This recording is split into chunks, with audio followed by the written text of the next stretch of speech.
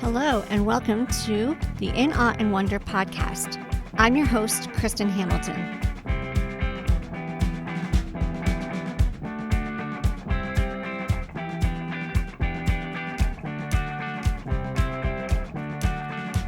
So we are on the last week of school for my kids. So I have today and tomorrow with my oldest two in school, and then they are done for the summer. And then my youngest goes for 2.5 more days, and then she's done. So as I had said in the last episode, my older two do have jobs for the summer, so they will be working, and I just don't know yet how much their schedules are going to overlap each other. So I don't know how often they will both be out of the house at the same time, but I will have our youngest here. And so I'm just unsure of when and where I'm going to get a chance to be recording every week, but we will try to just roll with it and do the best we can. This week I am doing a special episode that's not on the same rotation as I've used for the past 2 months.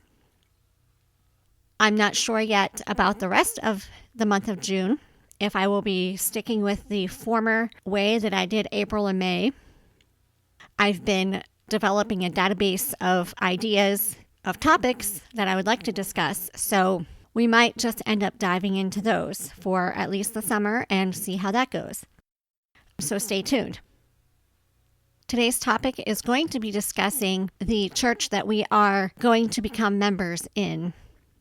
Back when I did my first 4 introductory episodes to this podcast, I gave my story about how I sort of was becoming reformed and that whole journey, which was very convoluted, kind of twisting and turning along a lot of different paths.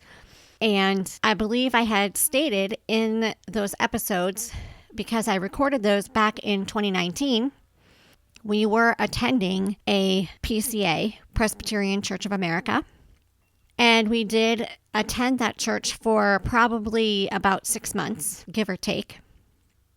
But since then, we have moved on from there, and I kind of wanted to just give a little bit of background about all of that, and then share with you where we are currently and where we just completed membership classes. And we are going to be filling out the application and going before the elders and then being presented as members. The church we are at is Bible Fellowship Church. So it's a little known denomination. And yes, it is a denomination. I believe there are only about 69 churches in the whole denomination. And so it's small. Many of the churches are located in Pennsylvania. That is where the headquarters are. But I saw other churches on there that are in New York, New Jersey, Delaware, Maryland. And then there's at least a couple down in Florida. So that's generally the areas where they're at. Otherwise, I don't know that many people have heard of this denomination.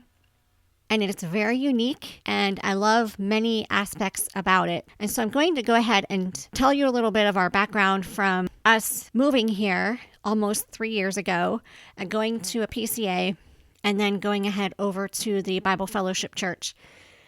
The Bible Fellowship Church does consider itself Reformed, but there are different distinctives and nuances, I guess. It really is its own type of entity, and there is no other church or denomination, I should say, out there that I'm aware of that is like this. So this is also to say that if you are looking for a church, and particularly if you're in one of those states that I mentioned, you might want to look up Bible Fellowship Church. I think it's bfc.org is their webpage for the denomination, and just see if there's any near you, because they would be worth checking out. So to start, I'm going to back up a little bit in our story to where, I was raised in a fairly Orthodox Christian worldview and tradition. Much of my upbringing was in the Evangelical Free Church, and that really gave me a solid foundation. As time went on, though, as an adult and with all the moving around that my husband and I did, we ended up in several different churches and types of churches. We, at one point, were members of a vineyard church, which at the time, if I would have known it was charismatic, we probably would not have gone. And it really wasn't until much later I realized or knew that it was actually considered a charismatic church. The vineyard movement was started by C. Peter Wagner, who was, I guess, the grandfather of the New Apostolic Reformation, the NAR, which is not good at all. So I didn't know all that back then. And then when we moved to Maine, we went to a charismatic church, again, not knowing it was charismatic at first, just thinking it was a very large non-denominational church. We did end up becoming members for the short time that we were there, but then by the providence of God, He opened my eyes to things that they were doing that was wrong. And as I had shared, I had started reading a book by Bill Johnson, and I immediately saw the errors with what he wrote. And so that journey took me on to finding a podcast called Echo Zoe, which is now part of the Christian podcast community. I binged a lot of those episodes and then went on from there to other resources that were solid and reformed. A lot of material like Ligonier Ministries and R.C. Sproul and church history with Robert Godfrey. I just became a sponge, like learning all this stuff, and God was just opening up my eyes and changing my heart. And that's when I started learning about the doctrines of grace and immediately recognized that those are clearly in the scripture. Just brought me around like full circle, because at one time I had looked up Calvinism, and I remember reading on Wikipedia what Calvinism was and just thinking to myself, like, no, that's not right. That's not fair. And like rejecting it, to this point in time where I was like, yes, this is true. This is what the Bible says. The whole experience brought me back to the Bible. Reading the Bible brought me back to the whole gospel message.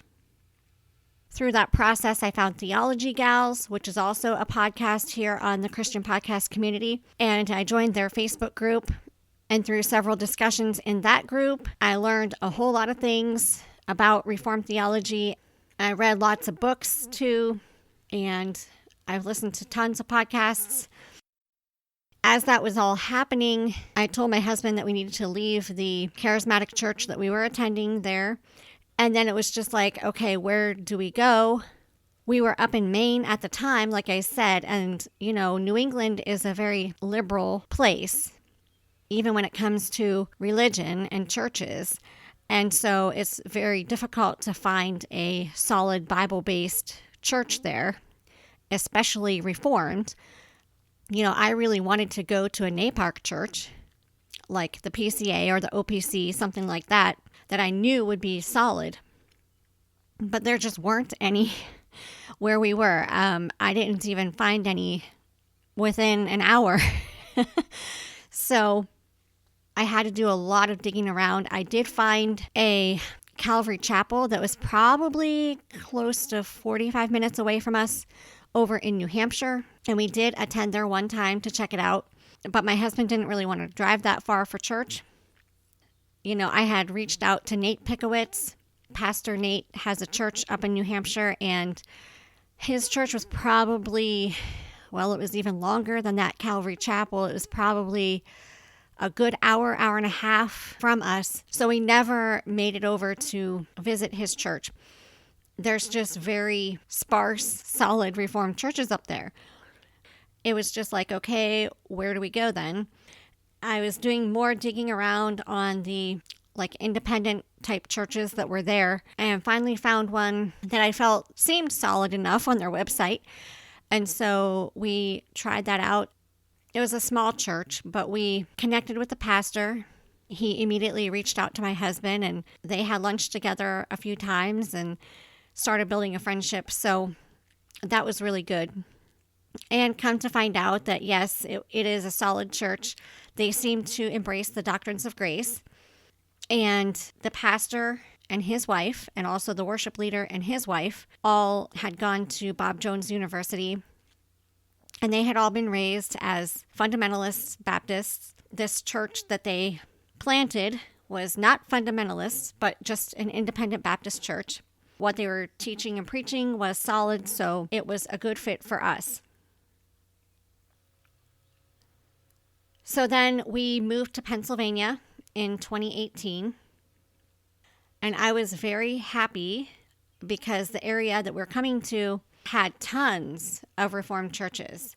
There are several PCAs, there's a couple OPCs, there's a few Reformed Baptist churches here, and then, like I am sharing about the Bible Fellowship Church, there are at least 2 in this direct area and several others around Pennsylvania. So we are in a spot of lots of Reformed church options.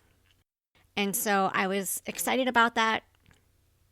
And honestly, I don't know what it really was. Maybe it was just the podcasts that I was listening to and things like that. But I really wanted to become Presbyterian with PCA.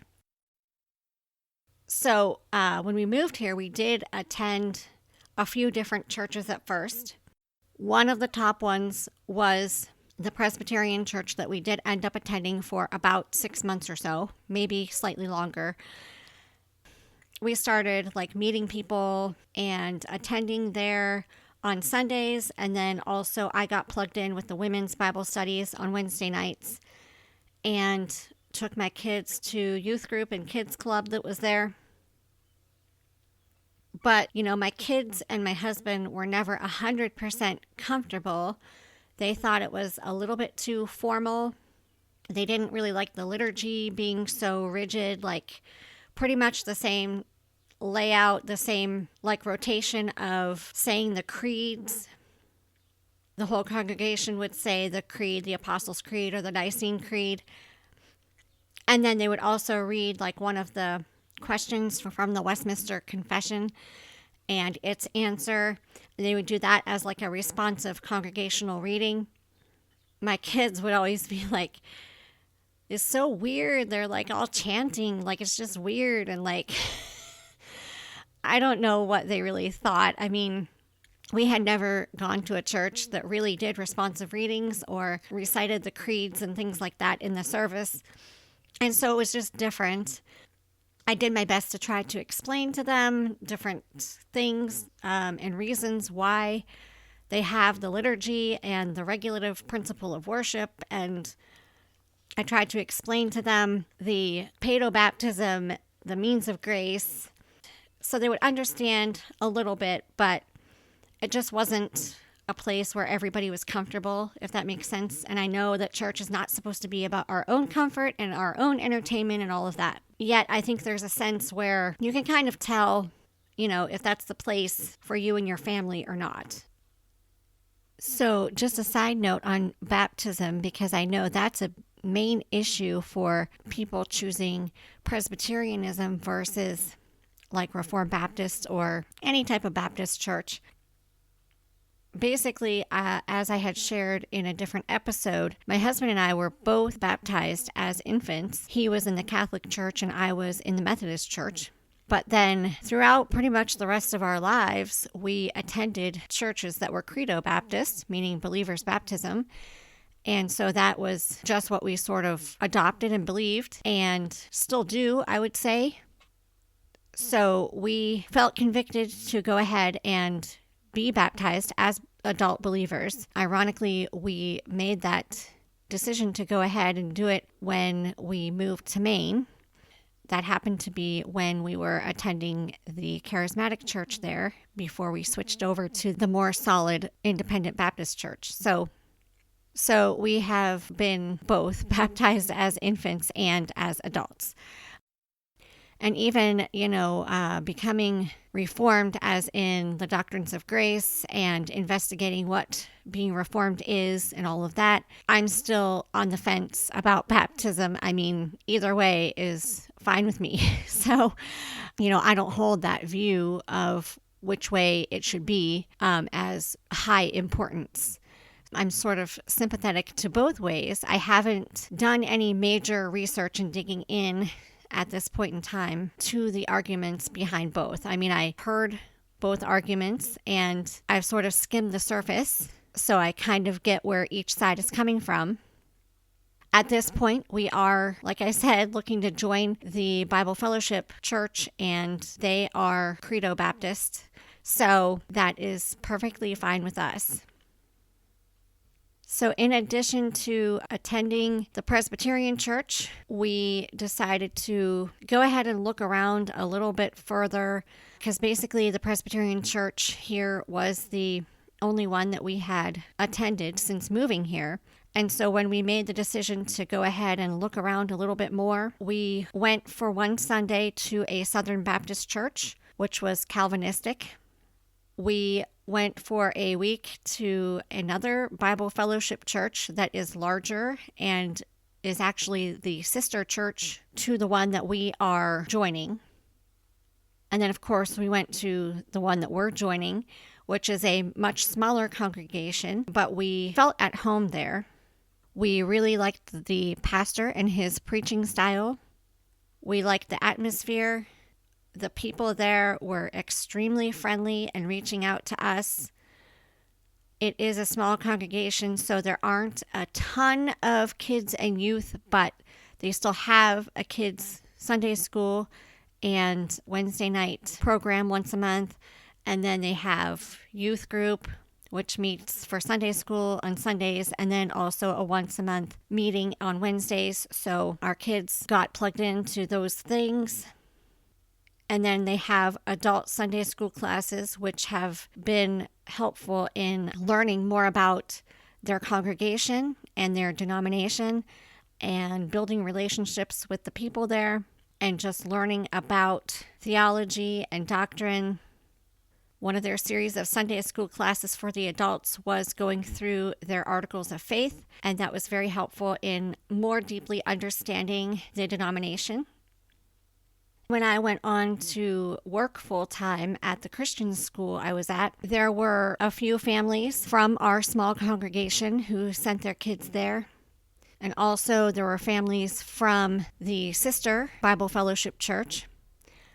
And there were families from that Southern Baptist church that we visited. And there were also many families from the Presbyterian church that we went to. It's a classical Christian school where a lot of Reformed people send their kids. It was a really neat experience for me to recognize those kids from those families from the different churches that we visited or attended for a short time here. I know 2 of those churches was just one Sunday each, but I did recognize their parents, and I knew that the pastors of those churches sent their kids there. And so at certain events and parent days, and there was an invite your pastor to school day, I got to see all of these people. So moving on to just talk about kind of what the Bible Fellowship Church believes and its distinctives, how the BFC is really a hybrid of Presbyterian and like Reformed Baptist. So that's what makes it really unique from other churches and denominations. Now, for a while, as we were attending this BFC, I was wondering why they weren't just Reformed Baptists. Like, why didn't they just call themselves that? And why didn't they just follow the 1689 London Baptist Confession? They do have their own articles of faith and biblical principles for living, which is in one volume of a booklet. And then they have a Principles of Order booklet in volume 2 for the Bible Fellowship Church. I have almost finished reading all of those booklets. I have gone through all of the articles of faith and just reading on some of the other topics in the books. And then going through the membership class, which was, I think, 3 sessions. It was very helpful in understanding even further. And so what makes the BFC unique really is that they have a Presbyterian form of church government. So they have a whole conference of churches. They are made up of, each church has pastors and elders. And then there is representatives from the elders who attend the yearly conference. And reading in their booklets here gets into all the nitty-gritty of how the structure is set up, how you bring issues and concerns to them, and their appeals process, and all of the ways that their government works. Very similar, I think, to how a Presbyterian church and their sessions work. But like I said, they are Credo Baptist, so believers' baptism. What I got from the membership class and from their articles of faith, they are not considered Reformed Baptist using the 1689, because I think the main difference is in the covenant theology. Now, again, I've only scratched the surface on what covenant theology is and what it includes versus other forms of theology, such as I know there are a few different types of dispensational theology. And I'm thinking that the BFC is leaning towards one of the dispensational theologies. Which one, I am not sure. I have not researched enough to know that.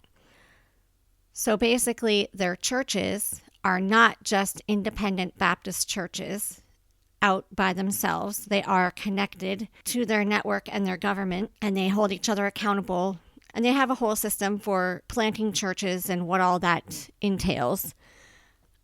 I'm sympathetic towards their view of the end times, but they hold the premillennium view of things. And I personally, as I was studying theology and all of those things, I did study some eschatology, and I began holding the view of amillennialism.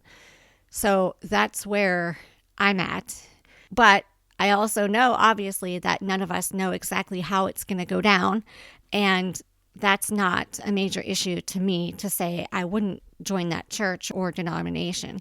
I was pretty much raised with the pre-mill view as well, the whole Left Behind series type of thing. And that's what I believed up until I started becoming more reformed. So regardless, that's not a big issue. And this BFC congregation has been a place of growth and learning for both me and my husband, and hopefully for my children as well. We've enjoyed solid expository preaching through books of the Bible. And in the summers, the pastor does a topical study. So this summer coming up now is going to be on prayer. And I'm really looking forward to that. We are going to be looking for places to plug in to do ministry in this local congregation. We really like that it has the Presbyterian style of government for the layers of accountability and order, basically. We like that it embraces the doctrines of grace and, has reformed undertones, I'll say, sometimes even overtones. And recommendation of solid resources and references to, reformed pastors and resources in the sermons. I would say that it probably has a lot of the same feel and beliefs as John MacArthur and his church. In fact, the pastor of our sister church graduated from the Masters University. Also, the Bible Fellowship Church holds to the 5 solas. And the Reformed soteriology. I've asked the question to myself, so can I be called a Reformed person?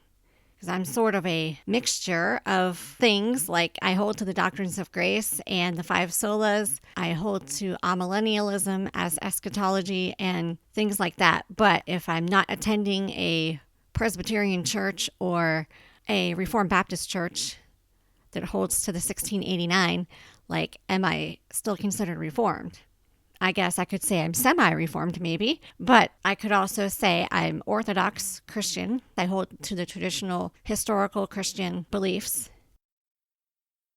So as I was learning and trying to figure out exactly what being Reformed meant and what it looked like, I was keeping notes in a notebook.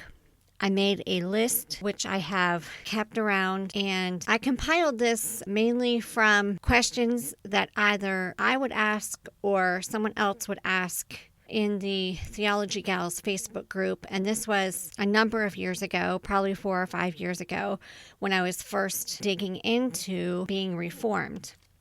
And so I wanted to kind of clarify, going over this list versus a lot of people throw around the term Reformed, like as in calling themselves Reformed or a church Reformed or whatever, when in reality it might just simply be that that person or that church holds to the doctrines of grace, which is also known as the 5 points of Calvinism, and perhaps they also embrace the 5 solas. But those doctrines of grace or the 5 points of Calvinism and or the 5 solas is not all that being Reformed is. Presently, we see a lot of misuse of the term.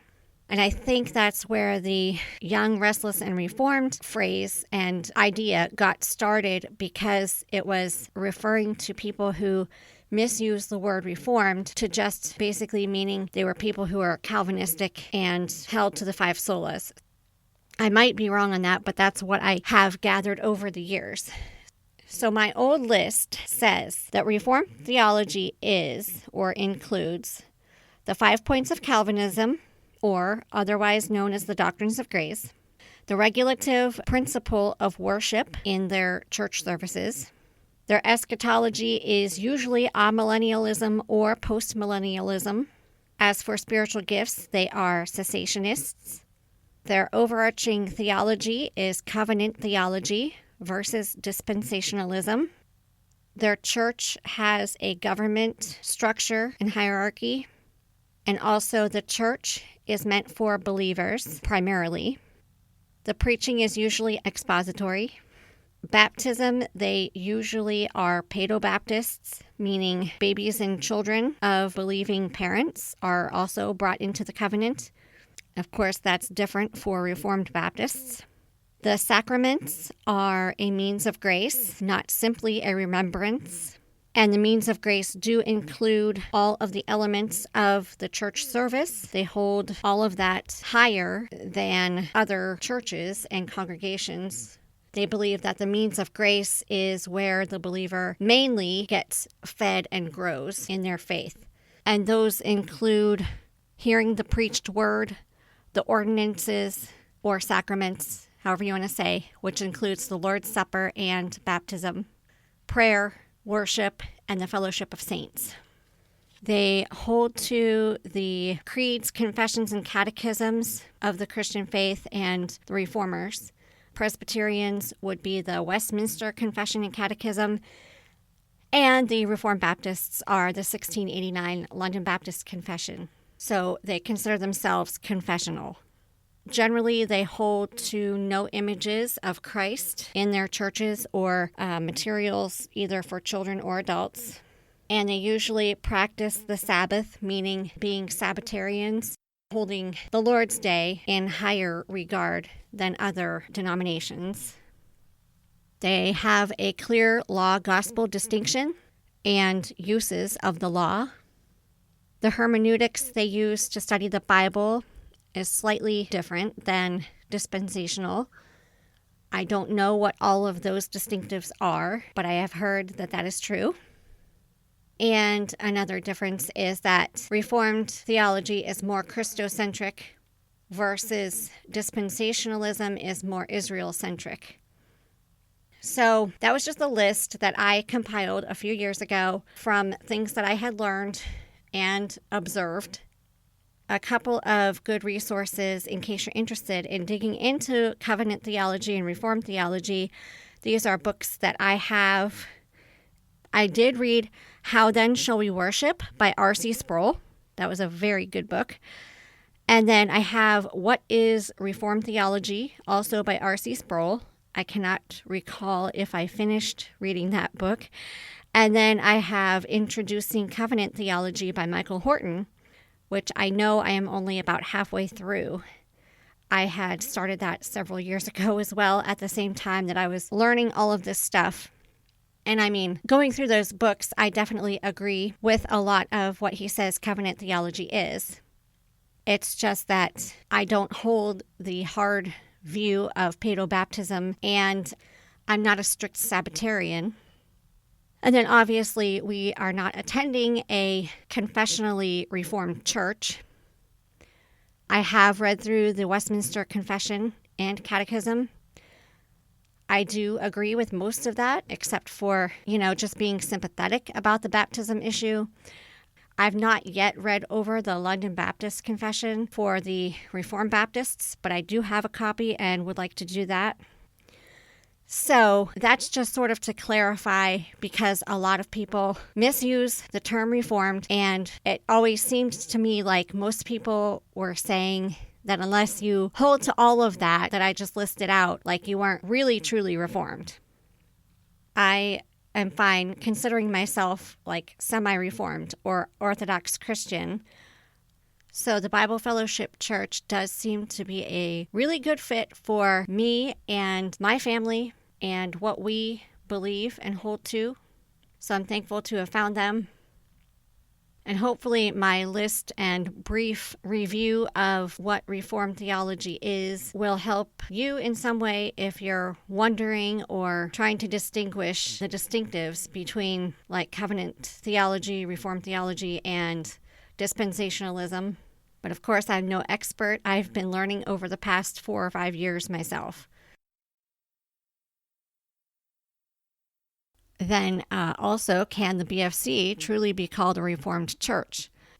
And I think their website might even call them a hybrid church, a hybrid of Presbyterian and Baptist. So I guess you could say they're like a semi-Reformed hybrid of Presbyterian and Baptist. That would be a good, really quick nutshell description. So that is where we have chosen to make our church home.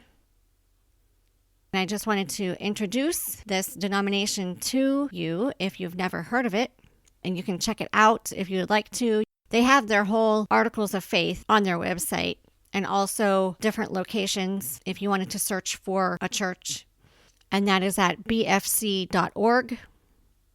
And I also wanted to say that I've heard of some other independent churches having the names of Bible Fellowship or some versions of those words in their name. So you kind of have to check and make sure if you are actually looking for a Bible Fellowship church of the denomination that truly is one of denominational churches of the BFC. Also, another interesting, really interesting fact to me is some of their history of where their denomination actually came from. They stemmed from a group of Mennonites. Yes, Anabaptist Mennonites.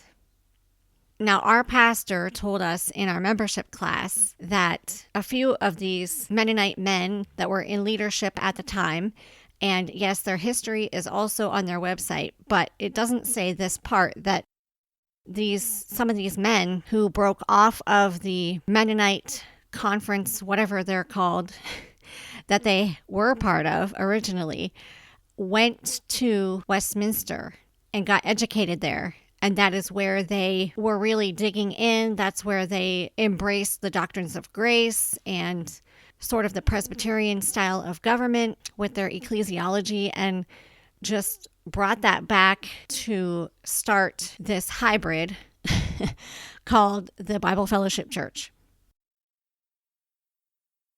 And just another interesting little side note, in case you're interested in some history, our pastor said during our membership class that one of the key people who was an Anabaptist back in the day that would be of interest is Balthasar Hugh Meyer. He was born in 1480 and died in 1528, so he was a contemporary of the Reformers. I just read a little bit about him, and he was mixing it up a little bit or debating things a little bit with Zwingli, from what our pastor said, and from reading Hugh Meyer's historical information. I think that most likely the Mennonite leaders who were breaking away from the Mennonite conference that they were part of at the time to start the Bible Fellowship Church held views very close to Hugh Meyer. And then I thought I'd mention too that the Bible Fellowship Church was started in 1858, so it has been in existence for about 163 years. So it was just extremely interesting to me to read that this denomination was started by Mennonites. It is actually interesting to go back and research any denomination that you're part of. I've researched ones that we've been part of now, and it's interesting where everything stems from. I hope you found it interesting and informative. And stay tuned next week for another episode. I'm not sure the topic at this time. If you're someone that's searching for a church, I hope that you find somewhere solid. Just because a church uses Bible verses in their sermons or whatever does not necessarily mean they are a biblical, gospel preaching and solid church. So do your homework. And if you need any help or resources, let me know. We've looked for many churches before. We've been in many churches and know a little bit about finding good churches. I'm familiar with some resources to point you towards as well. So this podcast is part of the Christian podcast community. They have tons of excellent podcasts to listen to. Go check them out. They are at podcastsstrivingforeternityorgp14793. You can check out my blog at www.kristen-hamilton.com. You can send me an email with any questions or concerns or topic suggestions at inawewonderpodcast@gmail.com. And most importantly, keep reading your Bible.